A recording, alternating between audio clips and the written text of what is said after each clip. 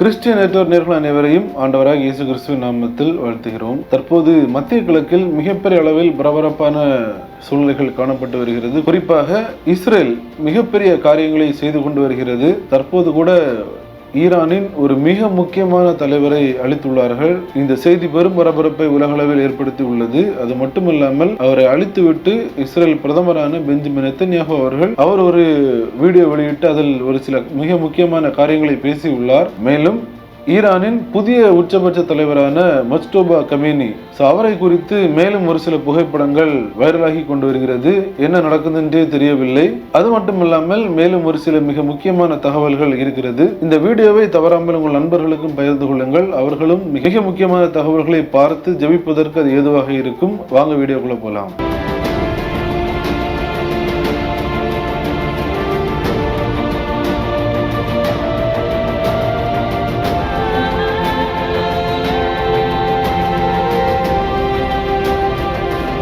Israel Iran இந்த யுத்தங்கள் தொடங்கின ஆரம்ப காலம் முதலே நீங்கள் பார்த்தீர்கள் என்றால் ஈரானில் உள்ள மிக முக்கியமான தலைவர்களை குறிவைத்து இஸ்ரேல் மிகப்பெரிய அளவில் தாக்குதலை நடத்தி வராங்க. இஸ்ரேலுடைய காய் நகர்த்தல் எல்லாமே சாதாரணமான ஆட்களை குறிவைக்கவில்லை. ஈரானில் யாரெல்லாம் பதவியில் ஆட்சியில் இருக்கிறார்களோ, அது மட்டுமில்லாமல் அதிகாரத்தில் இருக்கிறார்களோ, மிக முக்கியமான பொறுப்புகளை வகிக்கிறார்களோ, யாரை கருவறுத்தால் ஈரானை நிலைகுலைய செய்துவிட முடியுமோ அப்படிப்பட்ட மிக முக்கியமான தலைவர்களை குறிவைத்துதான் இஸ்ரேல் தாக்குதல் நடத்துறாங்க. அந்த வகையில் நேற்றைய தினம் ஈரானின் கடற்படை தளபதியும் மிக முக்கியமான தலைவராக கருதப்படும் IRGC நேவி கமாண்டர் அலிரிசா டங்ஸ்ரியை அழித்துள்ளனர். இந்த செய்தி தான் தற்போது நேற்றைய தினம் முதல் உலகளவில் மிக பரபரப்பாக பேசப்பட்டு வருகிறது. ஏனென்றால் இவர் ஒரு தளபதி மட்டுமல்லாமல் இவர் ஒரு மிக முக்கியமான நபர். நம்ம கூட பார்க்கிறோம் தற்போது இந்த எண்ணெய் பிரச்சனைகள் வருகிறது. குறிப்பாக அந்த ஸ்ட்ரைட் ஆஃப் ஹார்மோஸ் வழியாக கப்பல்கள் வருவதில் மிகப்பெரிய அளவில் சிக்கல்கள் இருந்து கொண்டு வருகிறது. உலகில் உள்ள எண்ணெய் தேவைக்கு அந்த ஸ்ட்ரைட் ஆஃப் ஹார்மோஸ் எந்த அளவு முக்கியத்துவமானது என்பது நம்ம எல்லாருக்குமே தெரியும். இந்த ஸ்ட்ரைட் ஆஃப் ஹார்மோஸின் முக்கியத்துவத்தையும் இதை சார்ந்த பல்வேறு விஷயங்களை கவனித்து வந்தவர் தான் இந்த IRGCயின் நேவி கமாண்டர், கடற்படை தளபதி. இவரை இஸ்ரேல் அழித்துள்ளதுதான் தற்போது மத்திய கிழக்கில் பரபரப்பை ஏற்படுத்தியுள்ளது. நான் ஆரம்பத்திலேயே கூறியது போல இஸ்ரேல் செய்யும் காரியங்கள் சாதாரணமானவை அல்ல.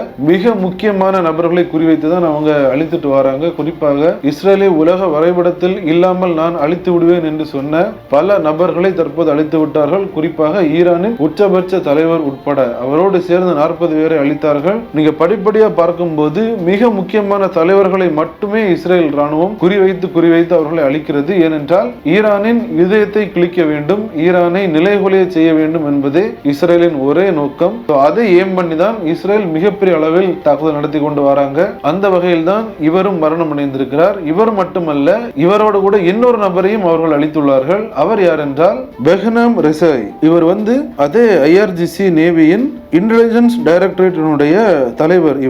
இவருமே அந்த கடற்படை சார்ந்த மிக முக்கியமான ஒரு பொறுப்பில் இருந்த நபர். இவரும் மிக முக்கியத்துவமான ஒரு நபர் தான். இவரையும் கடற்படை தளபதியையும் இஸ்ரேல் ராணுவம் அழித்துள்ளது. அழித்ததோடு மட்டுமல்லாமல் இஸ்ரேலின் பிரதமரான பெஞ்சமின் நெத்தன்யாஹு அவர்கள் நேரடியாக ஒரு காணொலியும் வெளியிட்டுள்ளார். அந்த காணொலியில் அவர் மிக முக்கியமான ஒரு காரியத்தை சொல்லியிருக்கிறார்.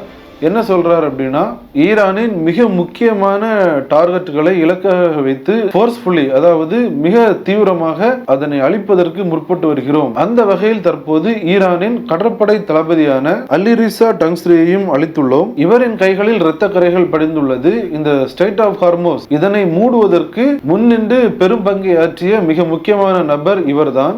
மேலும் இது எங்களுக்கும் எங்கள் நண்பனான அமெரிக்காவுக்கும் உடனான ஒத்துழைப்பின் இன்னொரு எடுத்துக்காட்டு. நாங்கள் இந்த போரில் மிக முக்கியமான இலக்குகளை அடைவதற்கு நாங்கள் இணைந்து செயல்பட்டு கொண்டு வருகிறோம் என்று அவர் கூறுகிறார். இஸ்ரேல் பிரதமர் வெளியிட்டுள்ள இந்த காணொலியை நீங்கள் பார்த்துவிட்டு வாருங்கள். அடுத்ததாக ஒரு மிக முக்கியமான காரியத்தை நாம் பார்க்கலாம். אנחנו ממשיכים לתקוף בעוצמה את המטרות של משטר הטרור האיראני. אמש חיסלנו את מפקד חיל הים של משמרות המהפכה. לאיש הזה יש הרבה דם על הידיים, ובנוסף הוא זה שהוביל את סגירת מצרי הורמוז.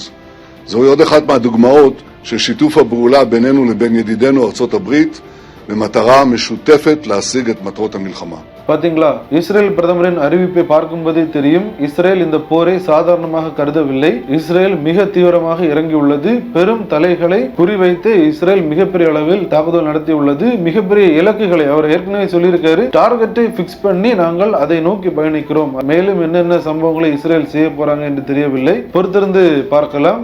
மேலும் நேற்றைய தினம் நம்ம ஒரு வீடியோ பார்த்திருந்தோம். அதில் ஈரானின் புதிய உச்சபட்ச தலைவரான முஸ்தபா கமீனி அவர் மருத்துவமனையில் தலையில் கெட்டு போட்டு ஒரு காலை இழந்து இருப்பது போன்ற ஒரு இமேஜ் சமூக வலைதளங்களில் மிக வைரலாக வந்து கொண்டிருந்தது. அது உண்மையா பொய்யா என்றே தெரியவில்லை. பல பேர் உண்மை என்றும் பல பேர் பொய் என்றும் சொல்கிறார்கள்.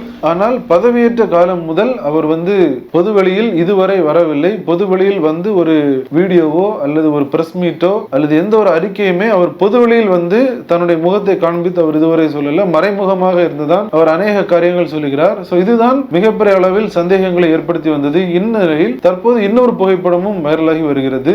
அந்த புகைப்படத்திலும் ஒரு மருத்துவமனையின் பெட்டில் அமர்ந்து தலையில் கட்டு, கையில் கட்டு மற்றும் ஒரு காலை இழந்து இருப்பது போன்ற இந்த இமேஜ் தற்போது வைரலாகி வருகிறது. இதனையும் பல பேர் பொய் என்று சொல்கிறார்கள், பல பேர் உண்மை என்று சொல்கிறார்கள். என்னவென்றே தெரியவில்லை. நீங்க கூட பார்த்திருப்பீங்க, ஏற்கனவே இஸ்ரேல் பிரதமரான பெஞ்சமின் நெத்தன்யாகு அவர்கள் இறந்து விட்டார் என்று ஒரு செய்தி மிகப்பெரிய லெவல்ல வைரல் ஆகிட்டு வந்தது. குறிப்பாக அவருக்கு கையில் 6 விரல் இருந்தது என்று ஒரு வீடியோ வைரல் ஆச்சு. மேலும் இடுபாடுகளுக்கிடையில் அவர் சிக்கி இருப்பது போன்றும் அவரின் உடலை எடுப்பது போன்ற ஒரு சில இமேஜையும் வெளியிட்டிருந்தார்கள். அதனையும் அநேக பேர் உண்மை என்றார்கள், அநேக பேர் பொய் என்றார்கள். ஆனால் அவரே நேரடியாக பிரஸ் மீட்டில் பேசினார். கையெல்லாம் காண்பிச்சாரு, எனக்கு 5 விரல் தான் இருக்கிறது அப்படின்றெல்லாம் அவர் சொல்லி நேரடியாக அநேக காரியங்களை வெளியிட்டார். ஆனால் இவர் இதுவரையிலையும் நேரடியாக எந்த ஒரு காரியங்களையும் வெளியிடவில்லை.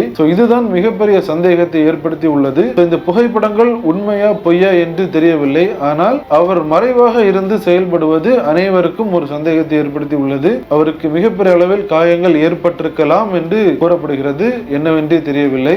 ஏதாவது அபிஷியலான அப்டேட் வரும்போது நம்ம அதை பற்றி பார்க்கலாம். இந்த சூழ்நிலையில இஸ்ரேல் லெபனானில் உள்ள ஹெஸ்புல்லா மீது மிகப்பெரிய அளவில் தாக்குதல் நடத்தி வருகிறார்கள். நம்ம நேற்று தினம் கூட பார்த்தோம். அங்குள்ள மிகப்பெரிய ஆளுமைகளை இஸ்ரேல் நைட் ரைடு நடத்தும் போது அவர்களை சிறைபிடிக்கும் காட்சிகளும் வெளியானது. இஸ்ரேல் செய்யும் நடவடிக்கைகள் இந்த போர் நிற்பது போன்று தெரியவில்லை. இந்த போர் மேலும் மேலும் அது மிக தீவிரமாக செல்வது போன்றுதான் தெரிகிறது. பல்வேறு நாடுகள் சின்ன சின்ன லாக்டவுன் எல்லாம் அறிவிச்சு அநேக காரியங்களை செய்து கொண்டு வருகிறார்கள். எண்ணெய் மற்றும் மின்சாரத்தை சேமிக்க அநேக காரியங்கள் செய்கிறார்கள். அநேக அரசாங்கங்களுக்கு எதிராக அங்குள்ள மக்களை போராட்டங்களில் ஈடுபடும் காட்சிகளையும் பார்க்க முடிகிறது. இந்த போரின் காரணமாக உலகமே ஒரு ஸ்தம்பிக்கும் சூழ்நிலையில் ஏற்பட்டுள்ளது. அநேக மக்கள் பாதிக்கப்படுகிறார்கள். உக்ரைன் ரஷ்யாவில் கூட மிகப்பெரிய அளவில் போர் சென்று கொண்டிருக்கிறது. கடந்த 48 மணி நேரத்தில் 1000க்கும் மேற்பட்ட ட்ரோன்களை ரஷ்யா ஏவி உக்ரைன் மீது தாக்குதல் நடத்தியுள்ளது. அதில் ஒரு தேவாலயம் மிகப்பெரிய அளவில் தாக்கப்படும் காட்சிகளும் வெளியாகி பெரும் பரபரப்பை எல்லாம் ஏற்படுத்தியுள்ளது.